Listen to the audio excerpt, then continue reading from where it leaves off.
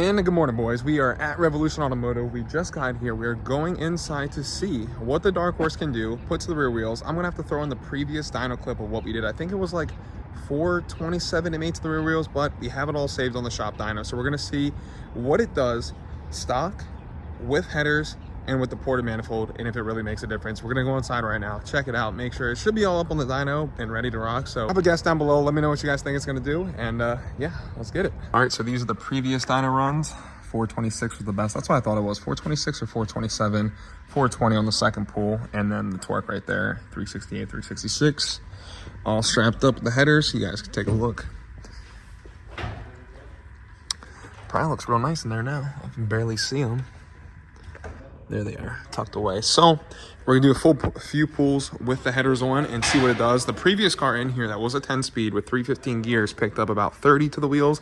So with the Dark Horse being a manual, and it's a lot less spinning on the drivetrain, and it should hypothetically make more power, but we're gonna see. We're gonna find out. Then after we do that, we're gonna put the manifold on and then see the difference, how much a ported manifold on these cars actually does. All right, boys, so I wanna show you guys this. The Dark Horse is on the dyno over there warming up, but check this out. The ported manifold versus the non-ported. Obviously, this is the ported one. I went with 1320 Junkie Ported Performance, I think it's called. But yeah, check that out. This is a stock OEM new manifold, obviously you can see with the two inlets, and then this is a ported job. So did a phenomenal job. I'll have to give him that. He did a very, very good job. You can see the difference. Takes all these fins out right there. I think those are just air runners just to kind of guide the air in, but those are all gone. And you can see it's actually a decent bit of plastic is taken out. So this is another one. Mine is obviously still in the car running, and then we're gonna do a few pulls, see what it does, get the best number. Then we're going back and putting this one to see the actual difference. I also took both covers off the intakes, put them right there, get a little more air going. We're letting the car warm up right now, make sure everything's good. Headers still are fresh, so they are not even heat coated yet. I could smell the coating coming off of them. Dang, that thing's whistled.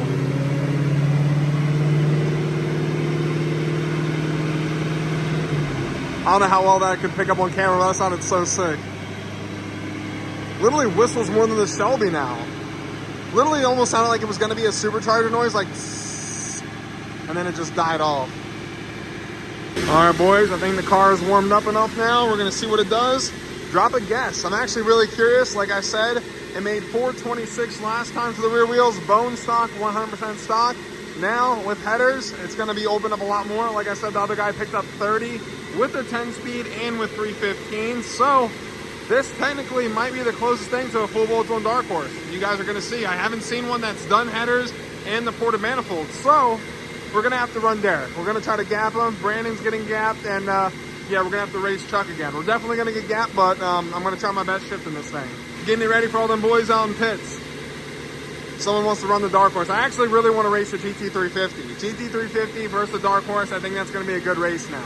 But the problem is I can only shift at 7,000 RPMs, like 7,200, because the car has that soft limiter and it sucks.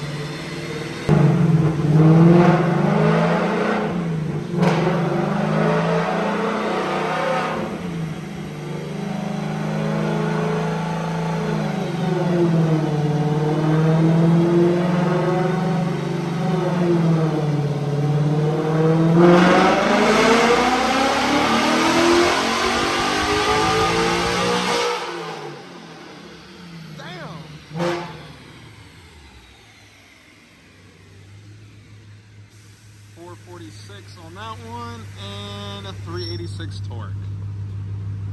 All right, so Adam just pointed something out. So actually the Dark Horse didn't put down for the first run 426. This is like stock numbers, what we're talking about. So 426 didn't count because of the spike we just noticed. So actually it was 420. And then, what was it?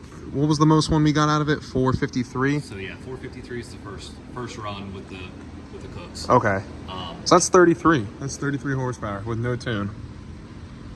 Solid. And then by the time we get to run 5, let me clear this out. I just went back and looked at the data. So the difference between run 3 and run 5, here at 7,000 RPM on the blue run, which is our first run, there's 25 degrees of ignition timing right at 7,000. On the red run, there's 23 degrees, and the coolant temp is basically, the blue run is 180, the red run is 212. Okay. So it's just little bit of increase in temperature, and then 2 degrees less ignition timing is the power difference between those two pools. That's spot on. Now we get to yank it apart and have some fun. Yeah. Now, time to put the manifold on. That's why we like.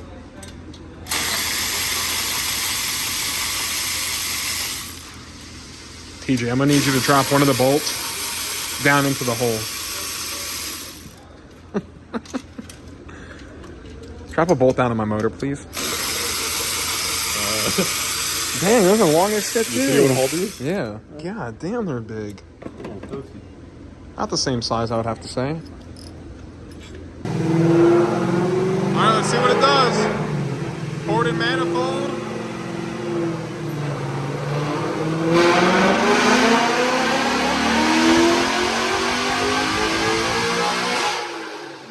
All right, boys, we got the final results with the Dark Horse. It wasn't what we were expecting, but we got everything on the graph. We want to show you guys everything step by step to show you exactly what we found, and I think you guys are going to be interested. Yeah, that's great. Picked up 33 to the rear wheels. No tune, just headers only added to the car, which I think is amazing. What was like the old S550s pick up, like maybe 15 to 20-ish? Yeah, they're usually good for 20 rear wheel. Okay, so yeah, the S650s they're roughly 10 to 13 horsepower more.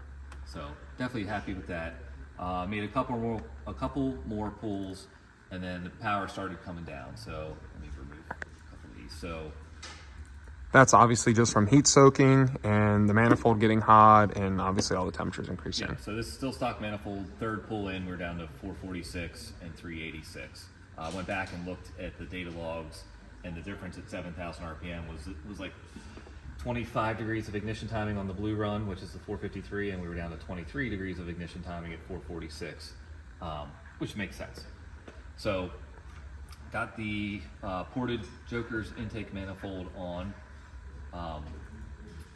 And just to mention again, everything we just showed you was just headers only. Now what we're about to show you is with the manifold on. Yep, so starting with run number 6, that was ported manifold. So it showed 449, 378. Interesting, a little lower everywhere. There was a little peak again where I hit the rev limiter. That's 7,500. But then power started falling, which is not what we were expecting. So you can see running through here, this is just stock manifold. Power really starts coming down. And then run number 10, it really crashed. Yeah, so big time. We stopped at this point and started combing through all the data because I was logging every run. And what we found was at the beginning here, run number 3, our intake air temp 2. So there's a map sensor in the back of the manifold that also serves as intake air temp sensor in the manifold. For the first run, it was at 75 degrees. By the time we got down to run number 10, it was up over 125 degrees. That thing's cooking. Yeah, so we're like, okay, let everything cool down. Got intake air temp down to 95 degrees and did run number 11 and run number 12. So those two were back to back.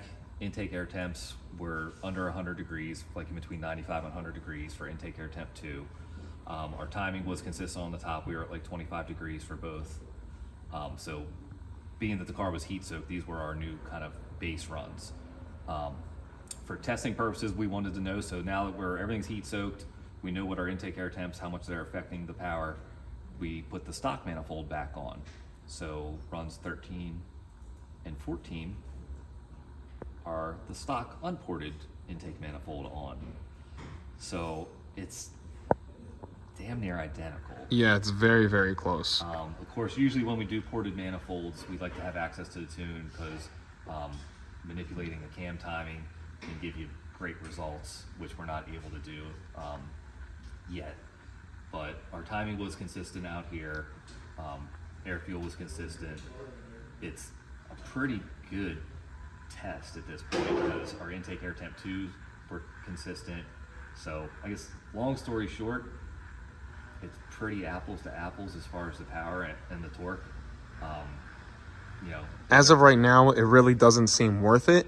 But the whole purpose of us doing this, we were trying to get as much power as we can out of the car NA. So that's just the route we went as of right now. I mean, there was a little more stuff we could do. We could do a drive shaft, all the pulleys and stuff, but just manifold, I thought we were going to see a lot more, but that just wasn't the case.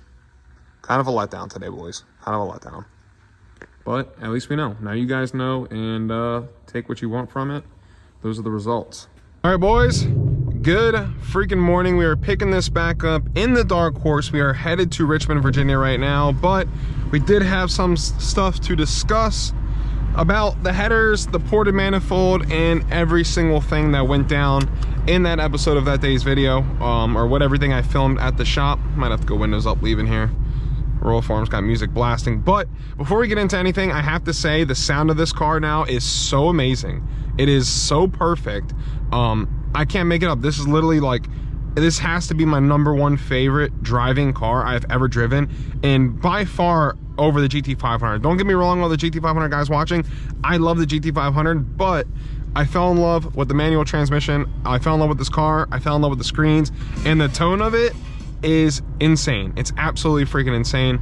I want to open up the exhaust for you guys. It is headers, engine 7/8, C to X pipe, and yeah, the factory mufflers with the high flow green cats, because you guys know these cars can't be catless anymore. You can only buy them with the high flow green cats, so we had no option. But I think the tone of it still sounds perfectly amazing, and the startup screen, every time you load up, it's like a massive computer. It's like loading, and it takes forever sometimes, but we got it set. We're on the way to Richmond, and I want you guys to hear this thing, and it's amazing. It's absolutely amazing. I'm definitely gonna open it up a little bit for you guys, but I wanted to say we picked up 33 wheel horsepower with just headers, not tuned, and the reason I don't think we didn't pick anything up from the manifold, and I've seen in other people they picked up like 2 to 3 horsepower, but that's on regular GTs. The Dark Horse tuning is definitely a little different.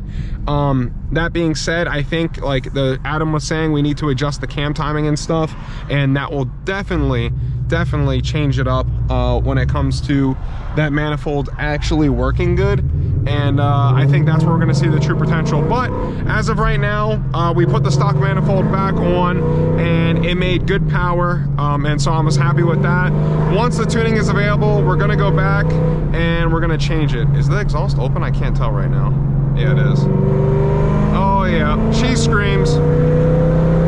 If I get arrested at Ponies in the Smokies, this is the reason why. Dark Horse did it, but I think I'll be perfectly content with that. The rev matching now, phenomenal, absolutely phenomenal. So like I said, driving to Richmond right now, meet up with Derek for a day or two. We're gonna film, chill, shoot the shit, and then we're getting ready for Ponies in the Smokies to head on out.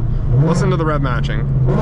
Oh my God, dude, this is like, it's disgusting. And when I mean disgusting, it's beautiful.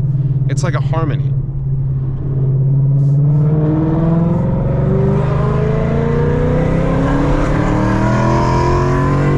There we go, champ. There we go, champ.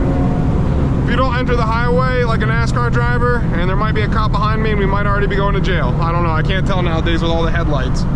LEDs everywhere. But this car is amazing. 33 wheel horsepower just from a tune, I mean just from headers alone is crazy, because like you guys have to think, Apollo only picked up like 15 to the wheels. That's average, like 15, 18 for the previous generation S550s. So now we're seeing 33 increased wheel horsepower without even a tune, with no E85, no nothing. That's insane in my opinion. I cannot wait to see the true potential of these cars. Everyone's putting Whipple. I could have put a Whipple on this thing if I wanted to, but I don't see the point. I really don't see the point. Yeah, it's another boosted Coyote. Yeah, it's gonna make cool power, but I think for all my NA guys, I'm sticking the NA route, and I'm gonna show you guys what this car is capable of. I just love the rev matching. The rev matching is amazing. And why is there so many Amazon trucks everywhere? If you guys know, those new Amazon trucks are so ugly. Those are like the old ones. But yeah, we're on the road, we're cruising, we got a little ways to go. Oh shoot, we got a little Chevy SS right here, boy. What is gonna happen with this? That car is actually undercover. That has a LS3 in it with a 6L80, I think it is, transmission. Automatic and manual, those things come in. My cousin had one. They're kind of cool. But I don't think homeboy wants to smoke. Nah, he don't want it. He don't want it, he's got a roof rack. But yeah, I think it's amazing. I think the true potential of this car has yet to be touched, and I cannot wait for Tail of the Dragon. I brought my GoPro 360 for you guys, so that is going to be sick on the Dragon, and then obviously we're going to do some more POV drives just like this. But I wanted to wrap up today's video, and thank you guys so much for tapping in. Headers did an amazing job. Like I said, don't count that ported manifold out yet, because I also wanted to mention it did help on Colin's car, Chuck's car. It did help, did a phenomenal job, and he made it in the 10s with that manifold. So it's not like they don't work. They definitely do work, and yeah, that's just what it is. They work, but not on this one just yet. On the GTs they do, but I think for like the timing and stuff aspect, I think the Dark Horse is like maxed out from Ford, because even like after cooling it down, I think it was like 26 degrees of timing that this car was maxing out at. So that could actually be not letting the manifold use its full potential. If we throw a couple more degrees of timing at it, then it could pick up some more power. But once the tuning is unlocked, we're gonna find out. Then we'll be swapping back to the 1320 ported manifold, and you guys are gonna see. I'm gonna do all the balancers, all the stuff like that, make this car rev like crazy fast. A lot rotating mass off the car, carbon fiber drive shaft coming. So we're gonna see the true max effort NA of this car. Stick shift, and I'm gonna try to roll race some people, dig race it if I can. But I want to keep this car more track oriented and like kind of have some fun drifting stuff with it. But thank you guys so much for watching today's video. Much love. Hit that subscribe button. Road to 100K, boys, and I will catch you in the next one. Deuces. Damn, that's a fucking big tire. Almost died. Well, hopefully we make it to Tennessee, boys. Deuces.